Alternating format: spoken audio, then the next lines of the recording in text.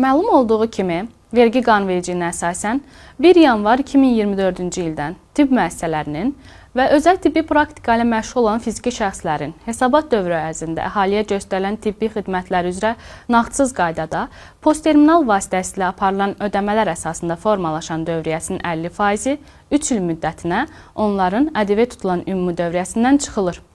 Bu optimallaşmanın davamı olaraq 2026-cı ilin yanvarın 1-dən ƏDV qeydiyyatında olan, ictimai yaşayış fəaliyyətlə məşğul olan şəxslər tərəfindən ƏDV hesablanarkən, onların postterminal vasitəsilə nağdsız qaydada ödəmələr əsasında formalaşan dövriyyəsinin 50%-nin 3 il müddətinə ƏDV tutulan ümumi dövriyyəsindən çıxılması nəzərdə tutulur. Bundan başqa, 8% dərəcə ilə sadələşmiş verginin ödəyicisi olan ictimai yaşayış fəaliyyətlə məşğul olan şəxslər tərəfindən postterminal vasitəsilə nağdsız dövriyyə üzrə sadələşdirilmiş verginin dərəcəsinin 8%-dən 6%-ə endirilməsi təklif edilir.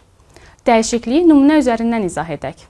İctimai yaşayış fəaliyyətlə məşğul olan şəxslərin ay ərzində göstərdiyi xidmətlərin dəyəri 50.000 manat məbləğində olub və bu məbləğin 10.000 manatı nağd şəkildə, 40.000 manatı isə postterminal vasitəsilə nağdsız qaydada ödənilib. Digər şəxslərə ödədiyi və əvəzləşdirdiyi ƏDV-nin məbləği isə 3.000 manat olub. Bu halda şəxsin büdcəyə ödəməli olduğu ƏDV-nin məbləği 6.000 manat hesablanacaqdırsa, yeni dəyişiklikdən sonra büdcəyə ödəniləcək məbləğ 2.400 manat təşkil edəcək. Dəyişikliyi başqa nümunə üzərindən izah edək.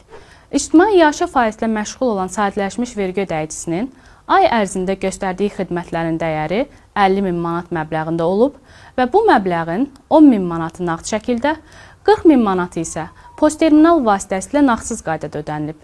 Şəxsin büdcəyə ödəməli olduğu sadələşmiş verginin məbləği 4.000 manat hesablanacaqdırsa, yeni dəyişiklikdən sonra büdcəyə ödəniləcək məbləğ 3.200 manat təşkil edəcək. Göründüyü kimi, dəyişiklik sahibkarlar üçün nağdsız ödənişlərin payı artdıqca vergi yükünün azalmasına, daha çox qazanc əldə etməsinə imkan yaradacaq.